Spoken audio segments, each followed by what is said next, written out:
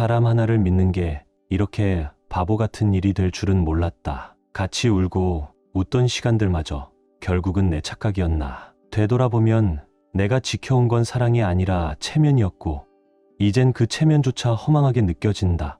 모든 게 무너지는 데엔 단 한순간이면 충분했다. 그리고 그날 이후 나는 달라지기 시작했다.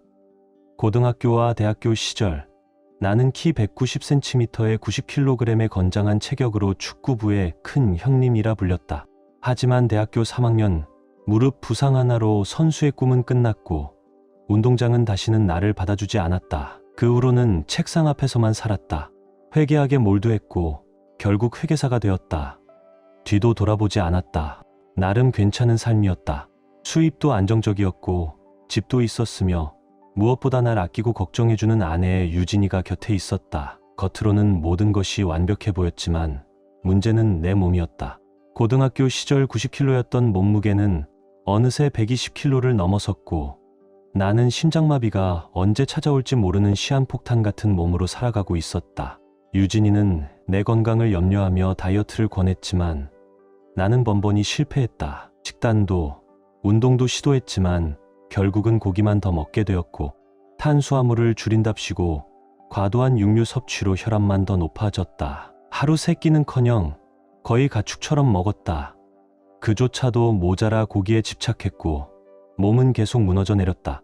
그러던 어느 날 밤 모든 게 무너지는 순간이 찾아왔다. 오랜만에 유진이와 함께 시간을 보내던 중 갑자기 숨이 가빠오더니 나는 그녀 위로 그대로 쓰러지고 말았다. 그녀는 제대로 숨조차 쉴 수 없었고 그 일은 곧 체중 문제로 이어진 또 다른 싸움의 불씨가 되었다. 잠시의 침묵 끝에 유진이는 차가운 목소리로 말했다. 당분간은 내가 최소 25kg은 감량하기 전까진 스킨십은 좀 쉬자. 그 말을 들은 나는 아무 대답도 하지 않고 방을 나와 손님 방에 혼자 누웠다. 다음 날 아침엔 평소보다 일찍 집을 나섰다. 마음 한편에선 이 일도 조용히 지나가길 바랐지만 이번엔 달랐다. 며칠 뒤 유진이는 나에게 맞는 체중 감량 캠프를 찾아냈다며 브로셔를 내밀었다. 이게 그나마 최선일 것 같아. 솔직히 말하면 이렇게 뚱뚱한 남편이랑 사는 게 너무 창피해. 나는 묵묵히 브로셔를 들여다보다 조용히 전화기를 들었다. 망설임 없이 등록비를 결제했고 가능한 한 빨리 떠날 수 있도록 일정을 정리했다. 정말 갈 거야? 그녀가 물었지만 나는 대답 대신 안방으로 들어가 조용히 짐을 쌌다. 그녀의 말들이 방 안 공기 속에 길게 맴돌았다. 당신이 살을 좀 빼면 정말 좋을 거야. 건강도 기분도 다 나아질 거야. 한 달은 금방 지나갈 거야. 내가 매일 전화할게. 내가 다시 손님 방으로 향하려 하자 유진은 애써 웃으며 말했다. 이젠 우리 서로 화난 거 없잖아. 그냥 안방에서 자면 안 돼? 나는 조용히 되물었다. 내가 25kg 빼기 전까진 같이 안 자겠다고. 그거 당신이 먼저 말했잖아. 그리고 낮게 내뱉듯 덧붙였다. 관계도 없다고. 그것도 당신 입으로. 그제야 유진의 표정이 굳어졌다. 자신의 말이 얼마나 깊은 상처가 되었는지를 깨달은 듯 뭔가 수습하려 했지만 그 순간 나는 확신했다. 지금 이 집을 떠나는 게 나를 지키는 유일한 방법이라는 걸. 그 며칠 동안 나는 회사에 자기 개발을 위한 시간을 갖겠다고 정중히 알렸다. 물론 업무는 원격으로 계속 진행할 예정이었고 큰 지장은 없을 거라 생각했다. 출발 당일 이른 새벽 나는 조용히 짐을 들고 공항으로 향했다. 제주도의 건조하고 따뜻한 공기 속으로 들어서며 체중 감량 캠프에서의 첫 3주가 시작됐다. 하지만 나는 여전히 운동하는 척만 하고 있었다. 첫 주엔 인터넷과 업무 장비 세팅에만 시간을 보냈고 둘째 주엔 사람들을 관찰하며 대충 분위기만 파악했다. 운동엔 관심도 없었고 식단은 아예 따르지 않았다. 다른 참가자들이 계란 흰자나 샐러드를 먹을 때 나는 치킨과 햄버거를 배달시켜 따로 먹었다. 배달 기사들도 내가 조깅 코스 입구에 서 있으면 팁을 더 받을 수 있다는 걸 알고 있을 정도였다. 야외 테이블에 앉아 허겁지겁 음식을 먹고는 아무렇지 않게 캠프 안으로 다시 들어갔다. 그렇게 3주가 흘렀다. 그리고 결과는 놀랍게도 체중은 오히려 3kg이나 늘었다. 캠프에 들어오기 전보다 더 살이 쪘던 것이다. 그렇게 흘러가던 어느 날 모든 걸 바꿔놓을 메시지가 도착했다. 오랜 친구 민재석 형이었다. 1년 전 이혼을 겪고 간신히 삶을 정리해가는 중이던 형은 그날 한 클럽에서 젊은 여자와 데이트 중이었다고 했다. 그런데 그곳에서 유진과 어떤 남자가 함께 있는 걸 봤다는 것이다. 처음엔 아닌가 싶었지만 가까이 가보니 맞았다. 유진이었다. 그녀는 낯선 남자와 함께 있었고 그 남자는 거리낌 없이 그녀의 몸을 더듬고 있었다. 형은 혹시 내가 믿지 않을까봐 사진 몇 장을 찍어두었고 나는 그 사진을 보는 순간 아무 말도 할 수 없었다. 거기 찍힌 사람은 부정할 수 없이 유진이었다. 그 사진 속 인물은 아무리 봐도 부정할 수 없었다. 심지어 작년 제주 여행 때 내가 직접 만들어 선물한 목걸이까지 그녀의 목에 걸려 있었다. 그 문자 하나가 이 캠프에 머무는 이유를 송두리째 바꿔놓았다. 그리고 내 인생의 방향까지. 다음 날 나는 하루 종일 나 자신을 되돌아봤다. 나는 꽤 착한 사람이라 생각하며 살았고 전체적으로 나쁘지 않은 삶이라 여겼다. 하지만 이제는 변해야 했다. 진짜로. 무엇보다 먼저 내 체중과 자아상, 그게 바뀌지 않으면 아무것도 바뀌지 않을 거라 느꼈다. 그 다음 날 아침 나는 캠프 사무실로 향해 담당자와 마주 앉았다. 그리고 단도직입적으로 말했다. 제 인생을 바꿔야 합니다. 그 한마디로 나는 고도비만자를 위한 3개월 집중 프로그램에 등록했다. 그리고 바로 그날 첫 일정이 시작됐다. 그날 아침 나는 트레이닝 그룹과 함께 제주 숲길로 산책을 나갔다. 총 3km 남짓한 완만한 코스였다. 트레이너는 말했다. 이 정도만 걸어도 신진대사가 올라가고 식사 전 지방이 태워집니다. 나는 피식 웃었다. 고등학교와 대학 시절 하루에 45km는 그냥 달리던 내가 이제는 겨우 걷는 것조차 버거워졌다는 게 차가운 현실로 다가왔다. 이젠 더 이상 운동장이 아닌 현실이었다. 그 시절의 나로 착각하고 있었지만 지금 나는 그저 무거운 몸 하나 끌고 가는 또 다른 사람일 뿐이었다. 3km를 간신히 완주했을 때 나보다 나이 많은 50대 아주머니 두 분이 내 옆을 지나며 환하게 웃으며 말했다. 조금만 더 힘내요. 잘하고 있어요. 그 말에 눈물이 날 뻔했다. 캠프로 돌아왔을 땐 온몸이 땀으로 흠뻑 젖었고 걸음을 옮길 때마다 다리에 힘이 풀렸다. 예전에 축구하다 다쳤던 무릎도 다시 욱신거리기 시작했다. 식당에 들어섰을 때 전에 어울리던 캠프 친구들이 나를 보고 놀란 얼굴로 돌아봤다. 그들 대부분도 나처럼 이곳을 놀이터쯤으로 여겼던 사람들이었다. 나는 조용히 식당 구석의 작은 테이블에 앉았다. 이젠 진짜로 바꾸고 싶었다. 더 이상 부정적인 사람들과 웃고 떠들며 도망치고 싶지 않았다. 식사는 간단했다. 오렌지 주스 반잔, 토스트 한 조각, 생과일 조금, 그리고 저지방 터키 베이컨 2조각. 배는 여전히 고팠지만 마음만큼은 단단해졌다. 아침 식사 후 워크숍 전까지 주어진 자유시간. 나는 그 시간을 이용해 사설 탐정 사무소에 연락했다. 유진에 대해 내가 반드시 알아야 할 것들이 있었다. 이건 하고 싶어서 하는 일도 기대되는 일도 아니었다. 하지만 이제는 외면할 수 없었다. 그녀가 그 남자와 어디까지 갔는지, 혹시 다른 사람도 있는지 확인이 필요했다. 나는 아직도 유진을 사랑하고 있었다. 그리고 어쩌면 그녀가 왜 그런 선택을 했는지 이해하려는 마음도 어딘가에 남아 있었던 것 같다. 물론 그 어디까지에 따라 모든 게 달라지겠지만 혹시 이 모든 걸 함께 극복할 수 있지 않을까. 그런 희망이 아주 작게 가슴 한편에서 피어났다. 이번엔 워크숍에 진심으로 참여했다. 강사들의 말에 귀를 기울였고 이전 참가자들이 경험한 변화에 집중했다. 누군가는 수십 킬로그램을 감량했고 누군가는 인생 전체를 다시 시작했다. 그리고 그들은 하나같이 말했다. 변화를 이끈 건 결국 단 하나였다고. 그게 사람이든 사건이든 이유든 삶의 중심을 흔드는 단 하나. 나에겐 그게 유진이었다. 그녀가 다른 남자와 함께 있는 걸 본 순간 내 세상은 무너졌고 동시에 내 안의 경고음이 울리기 시작했다. 고등학교와 대학교 시절 나는 외로움을 느낄 틈조차 없었다. 늘 누군가가 곁에 있었고 그중엔 유진도 있었다. 그래서인지 나는 한 번도 내 자신을 정면으로 마주한 적이 없었다. 하지만 유진을 잃을 수도 있다는 두려움 앞에서 처음으로 내 삶을 다시 들여다보게 되었다. 그리고 그 순간 깨달았다. 이젠 정말 나 자신을 위해 뒤집어야 할 때란 걸. 워크숍을 막 마치고 나오는 길, 휴대폰이 울렸다. 유진이었다. 그녀는 늘 그랬듯 부드러운 목소리로 말했다. 여보, 왜 전화 안 받아? 나 너무 보고 싶었어.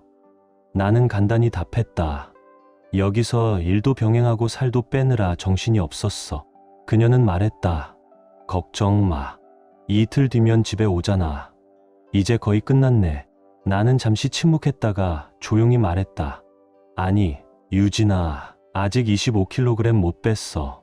그러니까 지금은 돌아갈 수 없어. 그녀는 멈칫하더니 낮은 목소리로 말했다.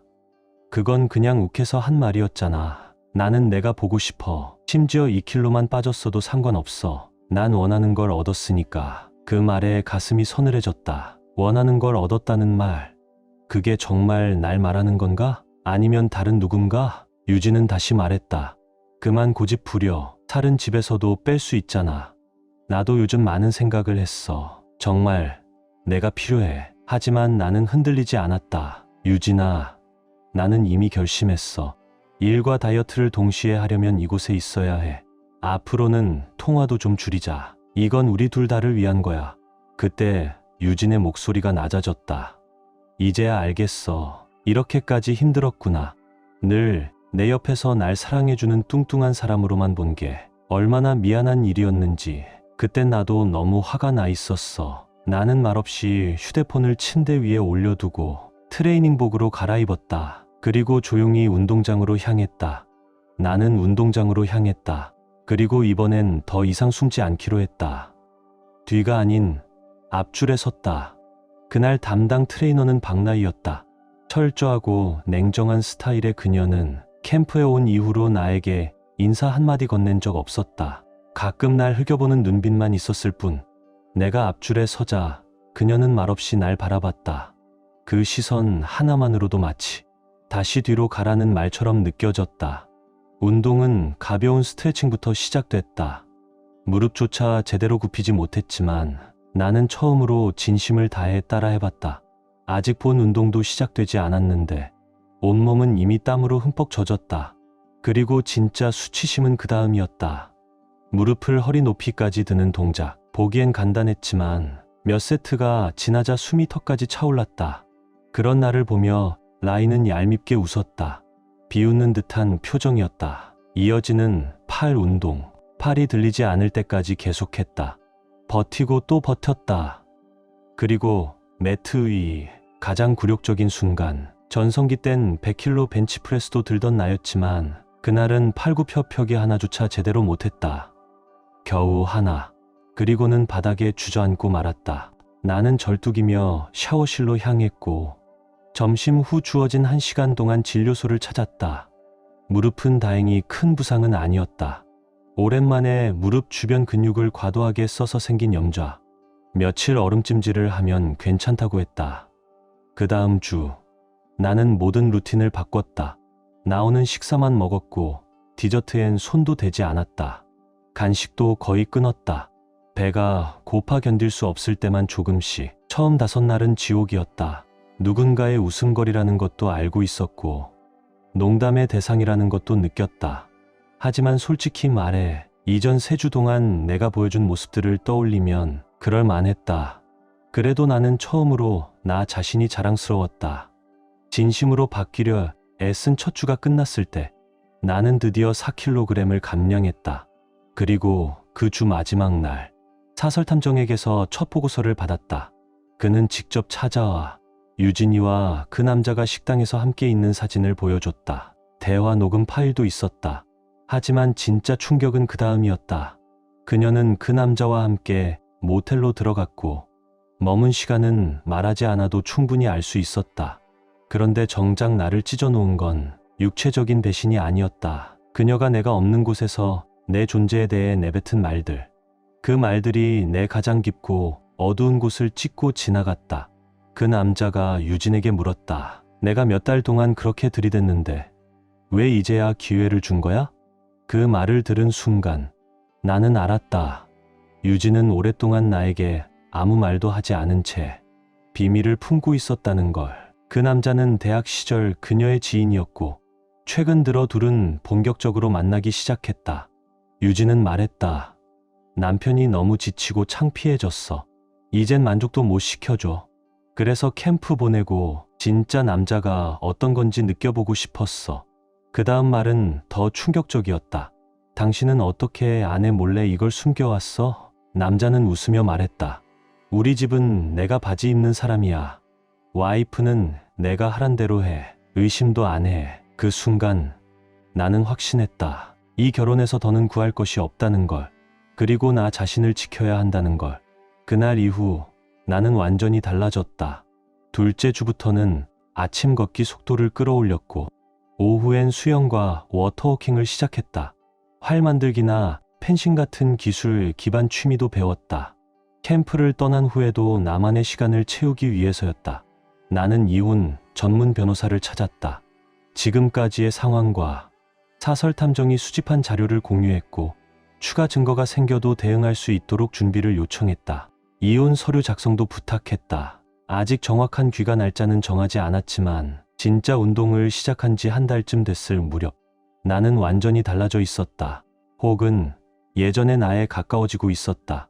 무려 18kg 가까이 감량했고 몇 년 만에 몸과 마음이 가벼워졌다.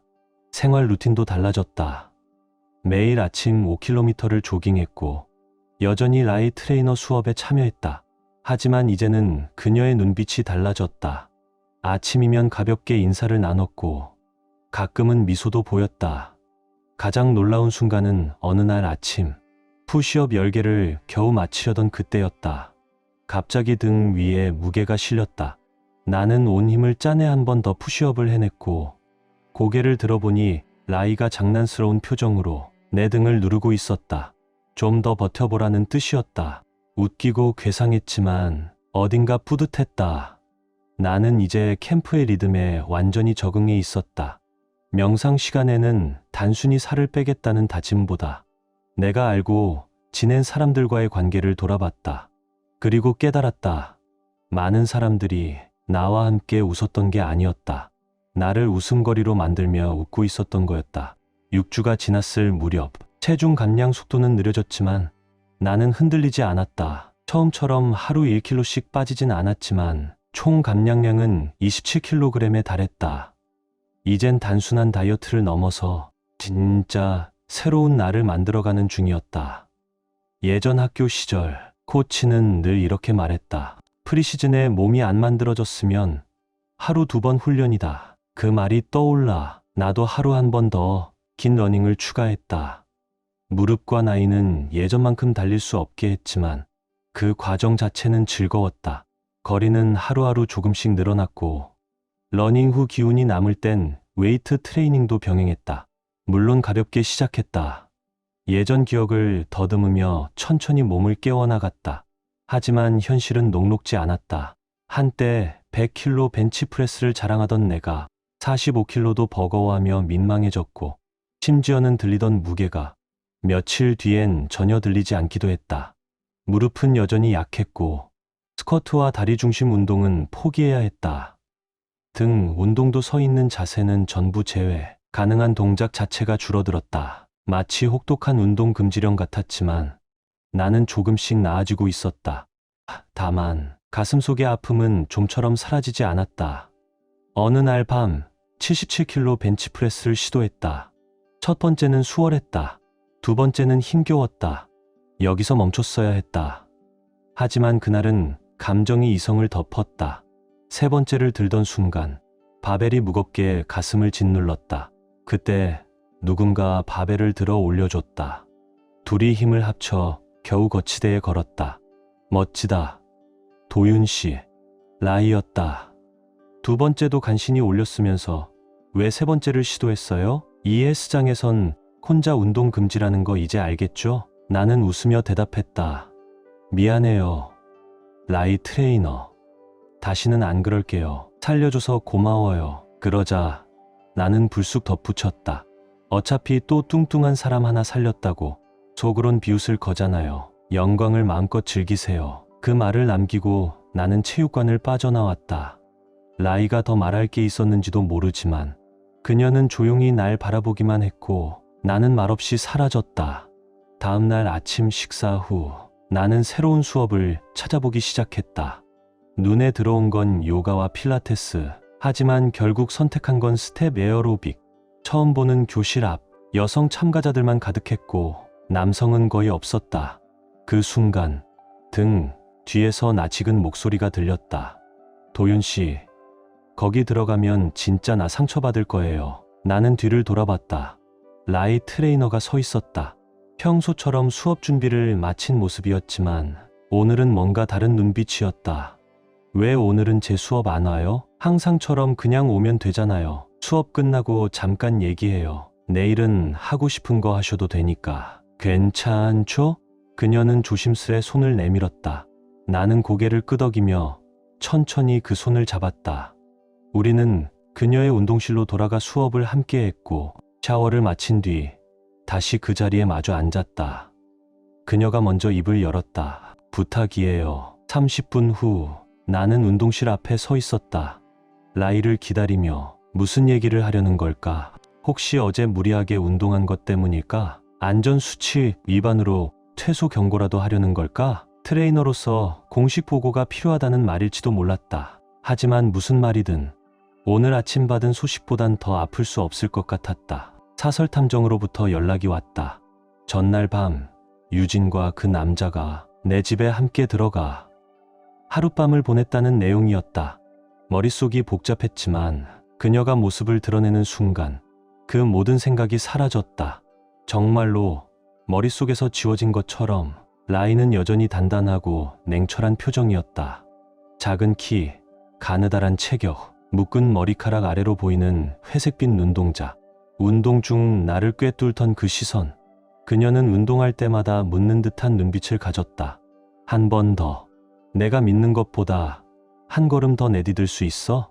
그녀는 겉으로도 아름다웠지만 그보다도 무너지지 않는 중심이 있었다.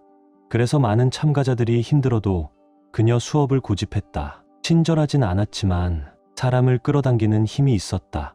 하지만 오늘 그녀는 달랐다. 헐렁한 맨투맨의 청바지, 높이 묶은 머리, 커다란 선글라스로 얼굴을 반쯤 가린 모습. 처음 보는 분위기였다. 마트에 가는 차림일 수도 있었지만 그녀에게선 다른 느낌이 났다. 더 인간적이고 어쩌면 조금은 연약해 보이기도 했다. 그녀는 나를 향해 조용히 미소 지었다. 그리고 출구 쪽을 가리키며 고개를 끄덕였다. 나는 당황했다. 말을 하자며 불러놓고 왜 나가자는 건지. 그때 그녀가 부드럽게 말했다. 긴장 풀어요. 도윤 씨, 문제 일으킨 거 아니에요. 그리고 앞으로도 그럴 일 없어요. 그냥 우리 얘기 좀 하고 싶었어요. 라이는 조용히 말을 이었다. 나는 생각이 많아지면 목적지도 정하지 않은 채 그냥 차를 타요. 그렇게 달리다 보면 머릿속이 정리돼요. 문제에 대한 해답이 떠오르거나 아니면 그냥 그게 그렇게까지 무겁진 않더라고요. 이유야 어찌됐든 내겐 효과 있었어요. 그녀는 잠시 멈췄다가 덧붙였다.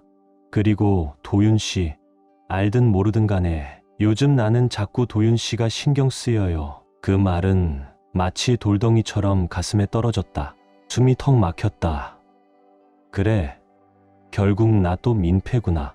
내가 또 다른 사람까지 피곤하게 만드는 건가? 그녀는 아무 말 없이 나를 데리고 직원용 주차장 뒤편으로 걸어갔다.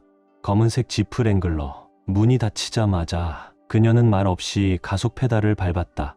우리는 몇 분간 고속도로를 달리다가 표시도 없는 비포장 도로로 들어섰다.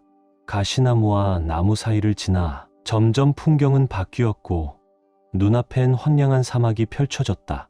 멀리 산맥까지 이어진 메마른 대지. 그녀는 사륜 구동을 넣고 속도를 줄였다. 노면은 울퉁불퉁했지만 그녀는 익숙한 듯 운전했다. 나는 조용히 손잡이를 꽉 잡았다. 도착한 곳은 협곡 가장자리였다. 그녀는 차에서 내려 절벽 쪽으로 걸어갔다. 바람이 불고 그녀는 고개를 들어 멀리 산등성이를 바라봤다. 잠시 후 그녀는 돌아서며 말했다. 도윤 씨, 대체 무슨 일이 있는 거예요? 처음 봤을 때는 그냥 또 하나의 뚱뚱하고 버릇없는 부잣집 도련님인 줄 알았어요. 이 캠프를 장난처럼 여기는 사람들 중 하나. 나도 그래서 진지하게 안 봤어요. 화상회에 핑계대고 밤엔 피자 시켜 먹고 다른 애들이랑 농담이나 하던 사람. 그런 사람들 해마다 100명은 봐요. 23kg 빼고 만족하는 사람들.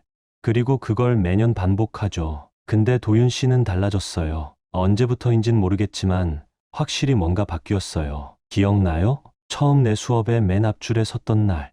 난 솔직히 확신했어요. 10분도 못 버티고 나가겠구나. 그래서 일부러 더 냉정하게 굴었어요. 근데 당신은 기대를 깼어요. 온몸이 땀으로 젖도록 따라왔고 끝까지 포기하지 않았어요. 그 열정도 오래 못 갈 줄 알았는데 이상하게도 나도 모르게 자꾸 눈길이 갔어요. 지난 몇 주간 나는 믿기 힘들 정도의 변화를 봤어요. 체중 감량뿐 아니라 이젠 거의 정상 체중에 가까워졌어요. 처음 왔을 때의 그 모습은 이젠 전혀 남아있지도 않아요. 솔직히 상상도 못했어요. 그 말은 칭찬 같기도 하고 아닌 것 같기도 한 어딘가 애매한 말투였다.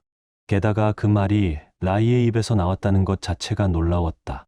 그녀는 조용히 말을 이었다. 모르겠지만 도윤 씨가 바뀌기 시작하면서 나도 변했어요. 처음엔 금방 포기할 거라 생각했어요. 솔직히 확신했죠. 근데 어느 순간 나도 모르게 당신의 가장 큰 응원자가 되어 있었어요. 밤에 사막 달리기 할 때도 혼자 웨이트하는 것도 나는 전부 지켜보고 있었어요. 그래서 그날 사고 날 뻔했던 그 순간 내가 거기 있었던 거예요. 많은 사람들이 체중의 반만 감량해도 그 자체로 자존감이 생겨요. 몸이 완성되지 않아도 만족하죠. 하지만 도윤 씨는 아니었어요. 다음 달 열릴 시상식에서 당신은 여러 개의 상을 받게 될 거예요. 근데 이건 비밀이에요. 다른 사람에겐 말하지 마요. 그녀는 나를 조용히 바라보았다.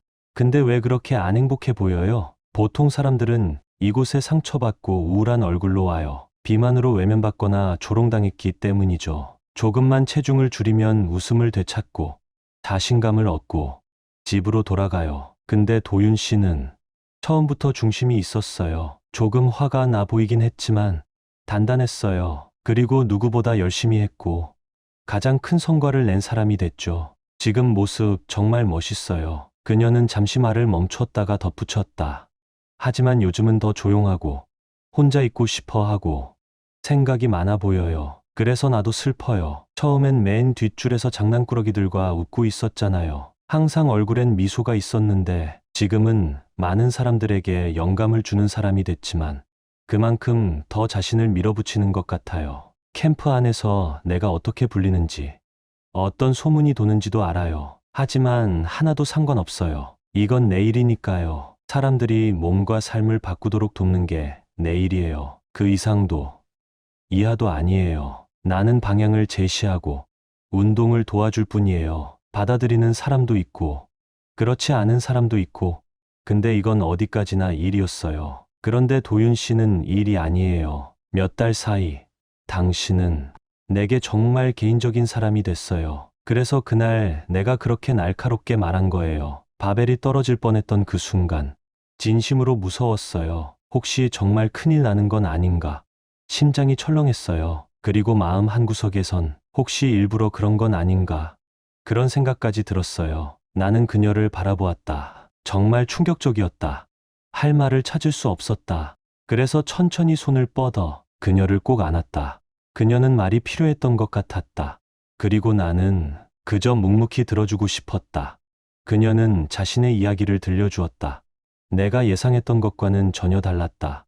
어릴 땐 체조 선수로 활동했지만 일반적인 체조 선수처럼 작고 단단한 체형이 아니었기에 부상도 잦았다고 했다. 그 시절 일부 선수들은 가슴 발달이나 골반 확장을 늦추기 위해 호르몬 조절 약물이나 칵테일 약을 복용하곤 했다고 했다. 하지만 라이는 그런 약을 복용하지 않았다. 그래서 성장기 이후 점점 더 순위에서 밀려났고 아무리 열심히 훈련해도 약물 복용 선수들과는 실력 차가 벌어지기 시작했다. 그들은 부상도 덜했고 체력도 넘쳤다. 계속 제자리 걸음을 걷는 듯한 시기를 보내던 그녀는 결국 무거운 결단을 내렸다. 체조를 포기하기로 한 것이다. 그건 그녀에게도 큰 상처였다. 하지만 그녀는 또 다른 길을 택했다. 본래 가지고 있던 아름다움을 살려 피트니스 대회에 도전하게 된 것이다. 보디빌딩과 비슷하지만 근육량보다는 여성스러움과 우아함에 초점이 맞춰진 분야였다. 그녀는 잘 해냈다. 하지만 그 세계 역시 곧 그녀를 실망시켰다. 그곳에서도 약물 문제가 있었고 그보다 더 추악한 문제들이 기다리고 있었다. 대회에서 수상하고 광고 모델이 되는 여성들 중 일부는 심사위원이나 후원사에게 특별한 서비스를 제공하고 있었다. 어릴 때부터 남자들의 시선을 받아왔던 그녀였지만 그곳에서는 마치 그런 시선이 당연하다는 분위기였다. 결국 어느 날 성추행을 당할 뻔했고 그녀의 비명이 보안팀을 불러 목숨처럼 간신히 위기를 모면했다. 그 일을 계기로 피트니스 세계도 떠나게 되었다. 그녀는 학교로 돌아가 운동생리학과 운동처방학을 전공했고 이후 개인 트레이너로 일하게 되었다. 그리고 지난 6년간 이 캠프에서 일하고 있다고 했다. 그 모든 이야기를 듣고 나니 나는 아주 오랜만에 누군가에게 깊이 연결되어 있다는 느낌을 받았다. 그래서 나도 그녀에게 내 이야기를 들려주었다. 왜 내가 이 캠프에 오게 되었는지, 내 아내 유진에 대한 이야기. 그녀가 나를 창피해했고 몸 좋은 남자와 바람을 피우기 위해 나를 이곳에 보냈다는 사실까지도. 그녀는 말했다. 이제 유진 씨는 절대 도윤 씨를 부끄러워하지 못할 거예요. 다음에 보면 아마 정신 못 차릴걸요? 나는 고개를 저으며 대답했다. 다음에 보게 된다면 그건 이혼 법정일 거예요. 나는 유진의 입장에서 생각해 보려 했다. 사실 나는 자신을 방치했고 그녀가 내 건강을 걱정했던 것도 맞다. 더 나은 내가 되기를 바랐던 건 사실이고 그 자체는 틀린 게 없었다. 하지만 그녀가 선택한 방식과 그녀가 내게 했던 말들은 너무도 깊은 상처로 남았다. 그녀가 나를 정말 사랑했던 게 맞는지도 의심스러워졌다. 그리고 결정적으로 바람, 그건 절대 넘어설 수 없는 선이었다. 다른 것들은 시간이 지나면 용서했을 수도 있다. 하지만 신뢰는 다시 쌓을 수 없었다. 그날 밤은 많은 것을 바꿨다. 그날 이후 나는 라이의 수업에 빠지지 않고 출석했다. 그녀 역시 수업 강도를 한층 더 끌어올렸고 나는 매일 그 한계를 맞이하며 땀을 쏟았다. 남자 참가자들은 내 등이 바닥을 향해 내려갈 때마다 그 위에 올라앉은 라이를 보며 질투를 숨기지 못했다. 때로는 그녀가 내 밤 러닝에 동참하기도 했다. 우리 관계는 친구 그 이상으로는 넘어간 적이 없었지만 가끔 그녀가 내게 깊은 눈빛을 보낼 때면 등줄기가 서늘해질 만큼 전율이 느껴지곤 했다. 한편 집에서는 점점 상황이 나빠지고 있었다. 사설 탐정에 따르면 유진은 대학 시절 친구와의 관계를 정리한 상태였다. 그 남자는 오로지 육체적인 관계에만 관심이 있었고 내 집에 거의 살다시피 하며 일주일에 며칠씩 머물렀다. 그의 아내마저 불만을 터뜨리기 시작했다고 했다. 결정적인 계기는 두 사람이 다투기 시작한 후였다. 유진은 그 관계를 끝내고 싶어 했고 예전처럼 짜릿하지도 더럽지도 않은 그 관계에 질려 있었다. 하지만 남자는 그녀를 놓아주려 하지 않았다. 그 무렵부터 유진은 내게 전화를 더 자주 걸기 시작했다. 내가 언제쯤 집에 돌아오는지를 묻고 보고 싶다, 사랑한다는 메시지를 남겼다. 어차피 캠프도 시즌 종료와 함께 한 달 정도 문을 닫을 예정이었기에 나도 곧 집으로 돌아가야 할 것을 알고 있었다. 나는 라이와 함께 쇼핑하러 갔다. 약 63kg를 감량했기 때문에 예전 옷은 전혀 맞지 않았기 때문이다. 그러던 중 문득 쇼핑몰 근처에서 오래전부터 눈여겨보던 차 한 대를 보게 되었다. 강렬한 진주색의 제네시스 G70 스포츠라인. 예전에는 상상조차 못했던 차였다. 하지만 지금은 달랐다. 나는 조심스럽게 매매장 안으로 들어갔고 운전석에 앉아본 순간 이전과는 전혀 다른 세상이 펼쳐졌다. 좁은 공간에서도 거뜬히 앉을 수 있었고 핸들을 쥐는 손끝에는 묘한 자신감이 감돌았다. 나는 현장에서 바로 계약을 마무리했다. 매장을 나설 땐 뒤에서 라이가 자신의 지프를 조용히 몰고 따라오고 있었다. 가는 길에 나는 사설탐정과 변호사에게 연락했다. 캠프 시상식 날에 맞춰 필요한 서류들이 메신저를 통해 캠프로 도착하도록 요청했다. 그 후 유진에게도 연락을 했다. 이번 주말 캠프의 마지막 시상식과 함께 가족과 친구들이 참석하는 행사가 열린다는 소식을 전했다. 그녀는 참석하겠다고 했고 오랜만에 나를 보게 되어 기쁘다고 했다. 나는 이렇게 말했다. 너무 들뜨진 마. 그날은 내가 기대하는 날이 아닐 수도 있으니까. 그녀는 말했다. 도윤아, 지난 몇 달 동안 나는 외모가 전부가 아니라는 걸 깨달았어. 몸무게나 생김새보다 더 중요한 건 나를 사랑하고 지지해주는 사람이 옆에 있는 거야. 그래서 내가 겨우 1kg만 감량했더라도 이제 집으로 돌아와서 우리 인생을 다시 시작하자. 나는 너를 사랑하고 보고 싶어. 혼자 있는 시간이 많았고 그 시간을 통해 내가 진짜 원하는 게 뭔지, 내 삶에 무엇이 필요한지를 생각하게 됐어. 나는 여전히 내 듬직하고 따뜻한 곰 같은 남편이 그리워. 그 말을 끝으로 우리는 통화를 마쳤다. 하지만 그녀는 아무것도 모르고 있었다. 나는 이미 그녀의 외도에 대해 다 알고 있었지만 그녀는 마치 아무 일도 없었던 것처럼 행동하고 있었다. 나도 아무 말 하지 않았다. 그 며칠 동안 나는 내 삶과 일을 바꾸기 위한 몇 가지 중대한 일들을 추가로 시행해 옮겼다. 그중 일부는 라이에게조차 말하지 않았다. 라이는 완전히 다른 이야기였다. 시상식이 가까워질수록 그녀는 점점 더 내 곁에 가까워지고 또 명확해졌다. 시상식 전날 밤, 우리는 저녁 식사를 함께 했다.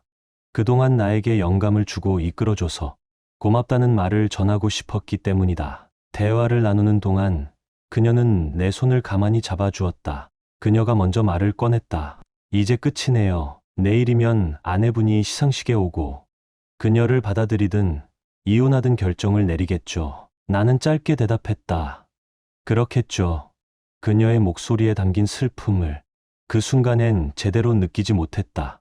내 머릿속은 다른 생각들로 복잡했으니까. 우리는 말없이 캠프로 돌아왔다. 말하지 못한 것들이 우리 사이엔 너무 많았다. 잠시 후 그녀가 침묵을 깼다. 나는 알아요. 당신이 얼마나 정직한 사람인지. 아직 혼인 상태인데 누군가와 관계를 시작할 수 없다는 것도 이해해요. 그런데 혹시 그녀를 받아들일지에 대한 마음 정리는 했어요? 나는 천천히 대답했다.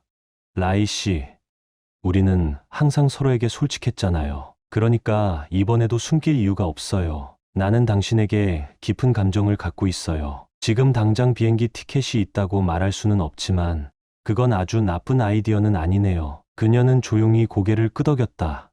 그리고 우리는 그날 이후 시상식 당일까지 다시 마주치지 않았다. 그 다음 날 나는 평소처럼 이른 아침에 혼자 조깅을 나갔다. 대부분의 참가자들에게는 이제 운동과 식단이 끝났겠지만 나에게 달리기는 어느새 삶의 일부가 되어 있었다. 이젠 안 해도 된다고 해서 안 할 이유는 없었다. 러닝을 마친 뒤 나는 라이를 찾아다녔지만 어디에도 보이지 않았다. 직원 몇 명은 그녀가 생활동 안에 틀어박혀 몸이 좋지 않다고 말해주었다. 그 와중에 유진이 나를 찾으려고 캠프를 이리저리 돌아다닌다는 말도 들었다. 나는 강당으로 내려갔다. 유진이 보였다. 그녀 앞을 지나쳤지만 그녀는 나를 알아보지 못했다. 이전의 나와는 너무도 달라졌기 때문이었다. 나는 다시 주변을 살폈고 메신저가 대기 중인 걸 확인했다. 그에게 다가가 말했다. 내가 신호하면 바로 움직여요. 지켜보고 있어요. 그는 고개를 끄덕이며 준비했다. 시상식이 시작되자 모두 강당 안으로 들어갔다. 그리고 나는 뜻밖의 장면을 마주했다. 라이가 유진과 그리 멀지 않은 곳에 서 있었던 것이다. 그 덕분에 나는 둘을 나란히 볼 수 있었다. 마치 사과와 오렌지를 비교하는 기분이었다. 유진은 짧은 금발 머리에 키가 크고 마른 체형이었다. 운동으로 다져진 건 아니었지만 날씬하고 외모는 예뻤다. 반면 라이는 말 그대로 심장이 멎을 것 같은 아름다움을 지녔다. 키는 작지만 눈빛과 존재감이 강렬했다.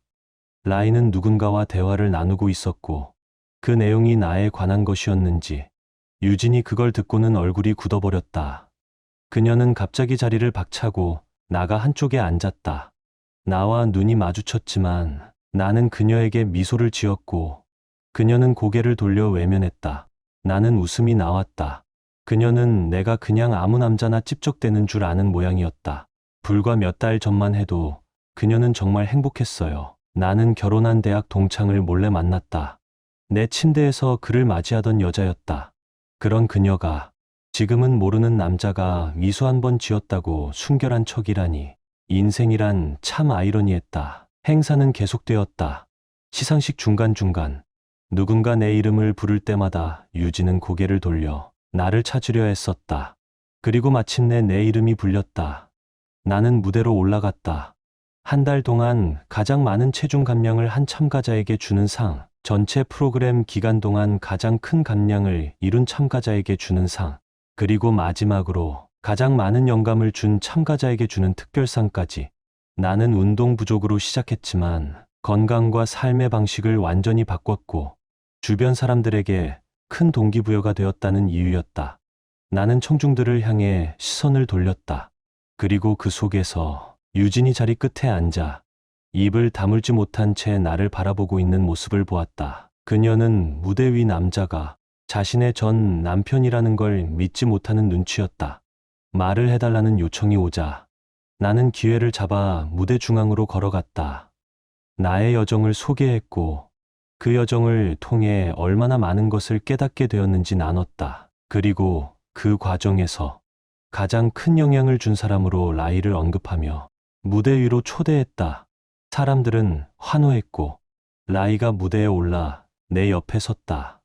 유진은 그 순간 라이를 향해 날리는 눈빛 하나로 전장을 만들어냈다. 카메라 플래시가 터지는 사이 나는 라이와 악수를 했고 자연스럽게 그녀를 끌어안고 기념사진을 함께 찍었다. 행사 디렉터가 마지막 말을 마친 후 모두가 저녁 식사를 위해 자리를 옮겼다. 사람들이 거의 다 나간 직후 유진이 갑자기 우리 쪽으로 쏜살같이 달려왔다. 그녀는 라이와 나를 번갈아가며 노려보며 외쳤다.